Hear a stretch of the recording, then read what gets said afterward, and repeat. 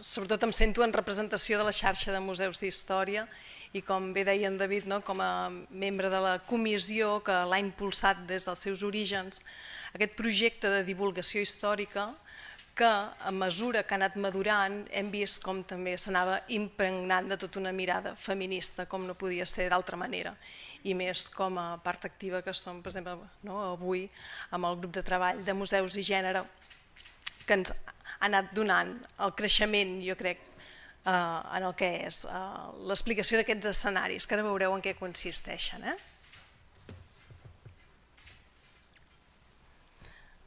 Això és com començar pel final, perquè aquí és on hem arribat al cap de 4 anys, és a la presentació d'un cartell en què diem escenaris de la història, històries que fan història i, per tant, discursos que us volem traslladar a la ciutadania, a les persones, sobre tot allò que portem a terme dins dels museus i tot allò que som capaços d'explicar des dels nostres centres patrimonials a partir dels seus protagonistes. Ara veurem, fem un repàs. Veureu que neix com aquest projecte de divulgació que us dic i anem entrant una mica a les entranyes de com s'ha creat i on hi ha plasmada clarament la mirada feminista en un punt final. Veurem què són els escenaris, qui en som els que en formem part, les fases d'aquest projecte que no han estat menors, en clau de gènere, com es visibilitza, i jo us convidava al debat final, però el centrarem després quan estiguem totes juntes. Què és Escenaris? Escenaris és un projecte de la xarxa de museus d'història i monuments que explica la història de Catalunya a través dels seus escenaris, per tant, llocs on han passat qüestions rellevants de la nostra història, posant en el centre els protagonistes. Per què? Per tal de reflexionar sobre el significat d'aquests espais de memòria o espais d'història. Neix amb les ganes de donar coherència i articulació a tots aquests espais que representem nosaltres. Som 14 equipaments d'arreu del territori català i volem transmetre allò que estem fent d'una forma conjunta. Ho fem, com us dic, a partir d'aquests museus i centres patrimonials amb la idea de generar un discurs comú. Al moment de generar aquest discurs és quan realment entrem a pensar com ho hem de fer i realment què diem. Qui som? 14 equipaments, ja us ho avançava. Potser no cal que els llisti, però sí que veurem després que donen representació del territori català. Sí que ens caracteritza que som museus en el registre de museus de la Generalitat de Catalunya i per tant tenim el reconeixement de museu d'història o monument. I com us deia a l'inici, per articular tot això, perquè som una bona colla, vam crear una comissió, que és la d'escenaris, amb 5 museus que ens posàvem amb la proposta de ser museus pilot. Aviam com anàvem desenvolupant aquest discurs a partir del qual ens explicàvem.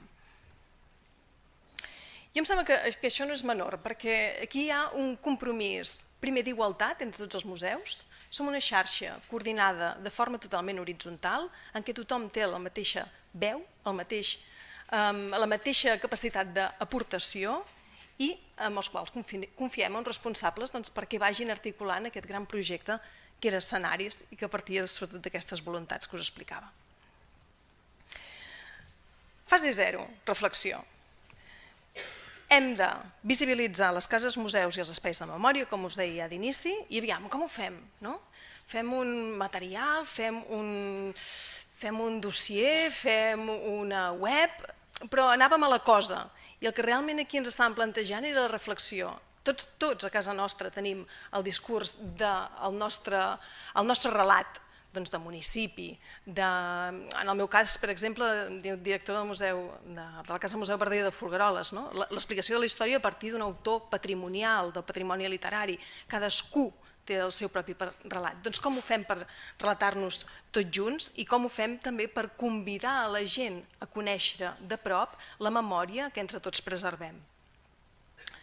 Com us deia, molt important, ja des d'aquest moment de reflexió, el grup de museus i gènere i la feina que estan fent per explicar com entra la mirada feminista dins el museu és important i és sempre eina clau. Vam començar fent un estudi internacional de casos. Què fan d'altres? Què fan altres països per explicar-se? Com ho fan els seus museus d'història per convidar la gent que els visiti i realment sigui partícip d'aquesta història que forma el seu passat i que li dona l'explicació del present, perquè és el que pretenem ser. Si no pretenem incidir sobre el present, diguem, no només volem mantenir les nostres col·leccions, volem traslladar-les, volem encomanar-les, volem explicar-les i volem obrir mirades. Vam fer, bé, això no hi entrarem, aquest estudi internacional de casos, però va ser molt enriquidor poder veure altres exemples, que és el país de Gal·les, Estats Units, Canadà, Austràlia, França, Anglaterra i fins i tot el cas de l'European Heritage a nivell europeu, en què en tots aquests casos hi ha marques, els països han creat marques que conviden el públic, els visitants, la ciutadania a entrar en contacte amb els seus museus. El coneixement d'aquests casos ens donava pistes a nosaltres per cap on anar. Vam veure clarament que ens sentíem molt identificats amb el cas gal·lès. Per què? Doncs perquè fa justament aquesta narració, sobretot a partir de la visió més social, una narrativa que articula els seus llocs d'història a partir de la quotidianitat i a partir de la visió més social dels fets. Per tant, posant també de relleu no només els protagonistes més rellevants en el sentit de poder de la història, sinó tinguent en compte la microhistòria que hem anomenat després. I aquí vam veure que era per aquí on volíem anar. I vam decidir la creació del relat comú, explicar la història de Catalunya des dels nostres espais de memòria i des de la microhistòria i des de la quotidianitat. I aquí és quan havíem de començar a aterrar. Aquest projecte, aquesta reflexió, això que ens havia portat a volar una mica, ha d'anar concretant-se en el que són els nostres equipaments. Vam començar a donar idees, si parlem de la quotidianitat, parlem del teixit social, parlem de les relacions humanes, arribem a la idea de família. Però la idea de família entesa en un sentit molt ampli, com el conjunt de persones unides per diferents tipus de vincles que comparteixen un espai i que participen d'un context o esdeveniments històrics. Això de conjunt de persones que conviuen en un mateix espai ens permet parlar de la família més tradicional, però ens permet parlar d'una comunitat monàstica, en com s'hi vivia, ens permet entendre com una societat s'articulava a partir de comunitats humanes. Dèiem, posarem al centre les persones, posarem no com a individualitats, sinó en relació al seu teixit més proper, i ho farem posant mirada. I és el que vàrem ordenar per la construcció d'aquest relat en aquests 5 eixos, en clau de gènere, aquí falta una E, de gènere, en clau econòmica, de poder, de costums i quotidianitat, de pensaments i creences. Veurem casos, ara entrarem en els casos, és com una mica espès, vist així, però és el plantejament, és allò que ens dona l'ordenació dels relats que anàvem a construir. Què havíem de fer? Tots tenim, us deia, tots tenim equipaments, expliquem moltes qüestions des dels nostres centres, havíem de decidir cadascun de nosaltres amb quina història anàvem a explicar, quin fet històric del nostre municipi anàvem a explicar i vam concloure també la creació d'uns textos històrics de cada escenari des d'aquest punt de vista. Per tant, aquí entrava en joc ja un historiador o una historiadora que mirés la història i buidés amb aquesta perspectiva allò que anàvem a explicar cadascun de nosaltres. Entrem a l'acció. Ara veureu, el procediment de treball que hem seguit, ens plantejàvem com treballarem cadascun d'aquests escenaris, la creació d'una marca compartida, perquè al cap i a la fi ja veieu que el que va originar una mica que arribéssim aquí és les ganes de generar una marca compartida i una forma d'acostar, repeteixo, la ciutadania al que són els espais de memòria. Aglutinar, acció, aglutinar els relats en un web i després també una part audiovisual, era important que tingués les dues, el suport textual i la part audiovisual, i la presentació pública, campanya de comunicació que ha seguit i la voluntat de seguir creixent. Us diré que la presentació tot aquest procés de treball ha durat ben bé 4 anys, a tot aquest procés de reflexió, diguem, ens hem permès fer-hi un aprofundiment durant tot aquest període i aquest escenaris de la història es presentava el 3 de desembre del 2023 a Girona i segueix creixent i ho seguirà creixent en els propers anys. L'acció conjunta. Com hem treballat?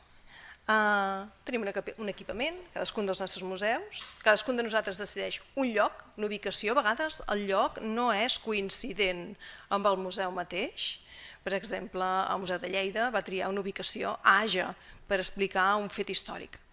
Per tant, no sempre és coincident el museu amb el lloc. En el cas de les cases museu, sí que aquesta vida que anàvem a explicar és molt coincident, doncs pensem en la casa Duran i Sant Pere a Cervera.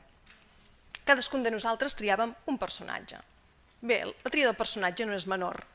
Qui posem com a protagonista? Teníem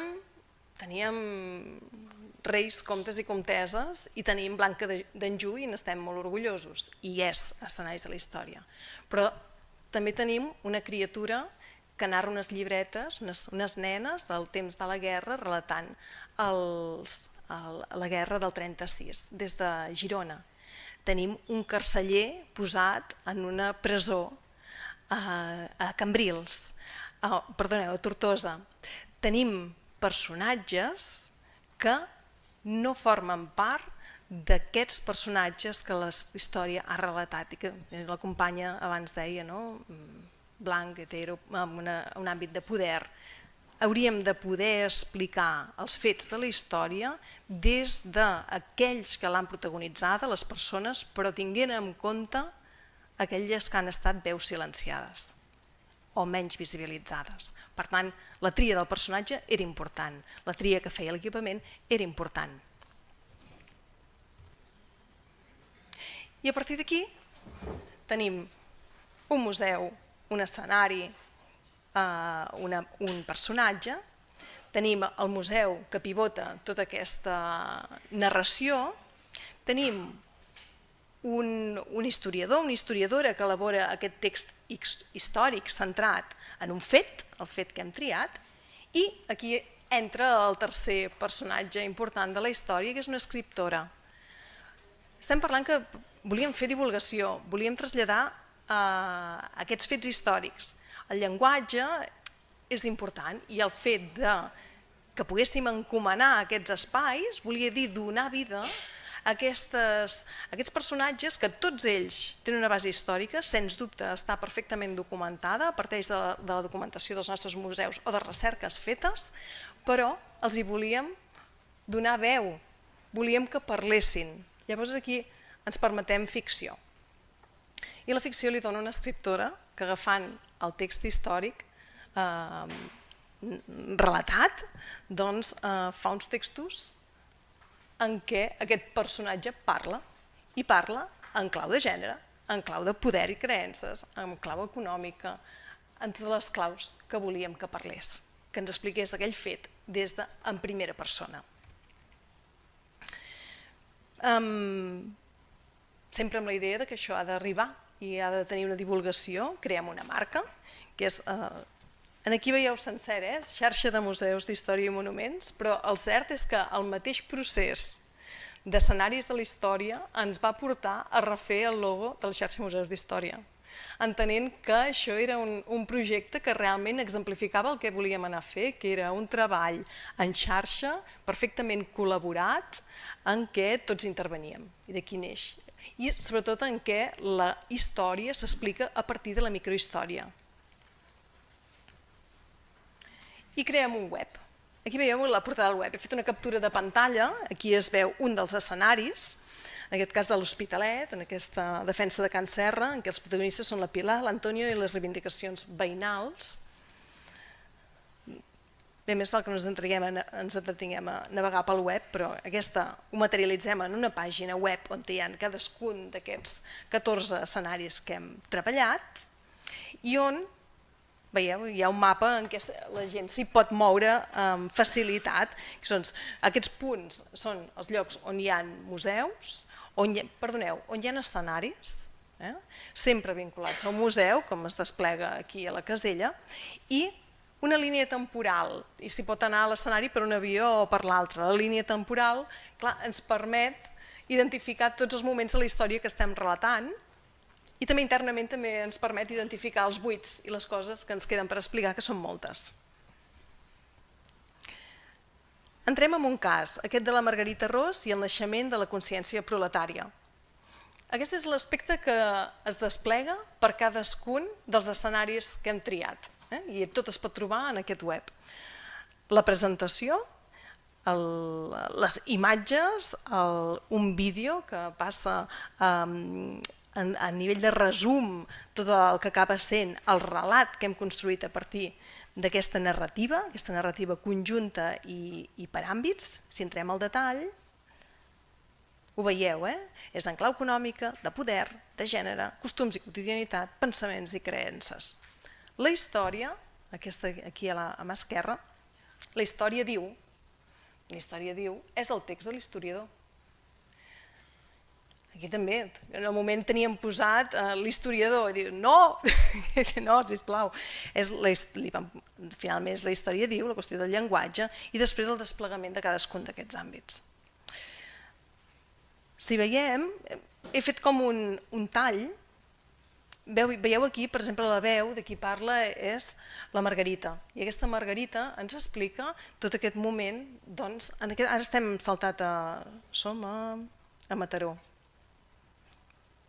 Exacte, és el treball a la fàbrica i per tant és narrat des d'aquesta dona, la Margarita, que ens explica com es vivia el treball a les fàbriques. Si entrem, diguem, si dins d'aquests eixos d'ordenació del relat entrem a gènere, trobem una descripció. És aquest text, que és una narrativa, amb mirada d'aquesta persona que ens estava parlant i que ens explica com es vivia en aquell moment o com havia estat viscut.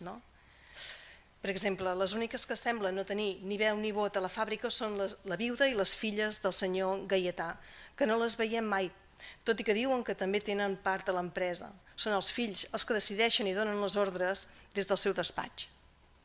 Que això està narrat, és la vida vista des d'aquell moment, és la mirada des de la persona que directament ens parla. I això jo crec que sense ara ens dona, a través de tots els escenaris que hem desplegat, moltes veus. I em sembla moltes veus posant èmfasi en quin era el paper de les dones en tots aquests moments històrics. Jo crec que això ens dona un conjunt de textos que encara no hem explorat fins a quin punt podem arribar a fer créixer o arribar a traslladar. Però de moment estan creats, per exemple, penso des de... Aquí n'hi ha, posava uns casos, Fogralos del 1845, la mirada, doncs, en aquest cas és la dona de la família, que té el fill serà el poeta, una dona que cantava, que traslladava la cultura popular en el teixit de la família. La guerra de les dones al 36, la Consol troba que la seva mare és molt treballadora, forta i valenta, sí que s'adona però que fan les feines que abans només feien els homes, condueixen autos i ambulàncies, fan abrandats discursos en política, potser fins i tot té la impressió que manen més que abans. Les coses estan canviant. En el claustre reial, posava també aquí el monestir de Santes Creus, tots els relats tenen un joc. El fet de fer entrar un narrador aquí, una escriptora que donava vida als personatges, ens ha fet també que aquí hi hagués espai per a la creativitat i que passessin coses sorprenents o divertides. En el cas del monestir de Santes Creus, l'escriptora va decidir que qui parlés fossin els gossos que hi ha de pedra al peu de la tomba. I per tant, si vas llegint, vas veient al cap de poc que aquí t'està parlant. Són aquestes bèsties petrificades al cantó de la Blanca d'Anjou. En aquest mateix monestir nosaltres gèiem per sempre vora els peus abans tan càlids i ara tan freds de la Reina Blanca i tenen tombes i làpides algunes d'aquestes dames pertanyents i comencen a citar les cases. Ha estat tot un mecanisme per fer parlar i un mecanisme també que per nosaltres ha estat revelador, us diria. Fase 5. ho hem de fer públic. Després d'haver madurat tots aquests continguts, tot aquest projecte, d'haver-lo edificat i ordenat i construït, era moment de presentar-lo. Aquí m'he permès fer foto de família, però em sembla que, us deia, aquesta horitzontalitat a tothom hi ha estat molt important. Presentar-lo i llavors fer-lo visible en el que són els nostres centres patrimonials. I això ha començat amb presentacions. Aquí, per exemple, aquí hi ha una foto de Cambrils en què hi ha hagut una recreació històrica en què es parlava d'aquest setge de Cambrils, que estava perfectament relatat dins d'escenaris, o a la Casa Museu també fa poc presentàvem recitant els textos que es troben en aquesta narració dins d'escenaris de la història, doncs ho recitàvem. I hi havia un concert associat. És el moment de trobar-te amb la gent, també és el moment de compartir-ho, és el moment de dir què és Escenaris de la Història, sí, és una pàgina web, és un volum de recursos impressionant, perquè si veieu entre tots els continguts són importantíssims, i és sobretot el moment de traslladar-ho, i això s'ha de fer amb actes públics, s'ha de fer amb comunicació en fora i s'ha de fer fent participar la gent del que estem explicant. I això s'ha de traslladar també, podem fer amb rutes guiades, explicacions dins els nostres equipaments, o ara mateix, si veniu a qualsevol de les nostres cases, trobeu un cub, és un volum en què és escenaris de la història, en què és xarxa museus d'història, en què hi ha un clic que et porta un QR i et narra tota aquesta, et deixa el pas a totes aquestes narracions que explicàvem aquí. Algunes conclusions. El procés ha suposat, en alguns moments, dificultats i canvis de rumb. Aquesta primera idea d'anem a fer un projecte compartit, anem a fer un fulletó compartit, doncs no era suficient. Volíem explicar més coses i volíem fer-ho des d'una mirada transformadora i sobretot des d'aquesta narrativa que tingués en compte, repeteixo, aquestes mirades no tingudes en compte en molts moments al llarg de la història. I, per tant, la creació dels relats ens porta els relats, tant amb l'historiador com després amb l'escriptora, ens porta a reflexionar sobre cadascun dels escenaris i cadascun dels nostres equipaments i com els estem explicant, la necessitat de desplegar propostes conjuntes, us deia, presentacions, rutes guiades, activitats en dies concrets. Estem amb el repte de desplegar tota aquesta activitat conjunta i molts aprenentatges. La complexitat d'un projecte ambiciós que ens duia a conversar entre tots i a generar punts d'encontre i maneres com volíem explicar-ho, una oportunitat de plantejar aquest discurs conjunt no des d'una forma convencional, no es tractava d'ajuntar tots els resums històrics del que estàvem fent, perquè això també acaba sent una barrera de com expliquem. No pot ser només una classe magistral sobre tot allò que estem fent. El repte també de plantejar que aquesta línia temporal haurà de comptar amb més escenaris i haurà de comptar amb altres protagonistes més enllà de nosaltres i per tant hem de contemplar aquestes noves adhesions. I el relat de relats evidencia aquests buits en la història que de ben segur tindrem oportunitat de cobrir, col·laborant igualment, obrint nous escenaris des dels nostres propis equipaments o incorporant persones que tenen mirades molt interessants sobre la història i que segurament no han estat suficientment narrades. I fins aquí, moltes gràcies.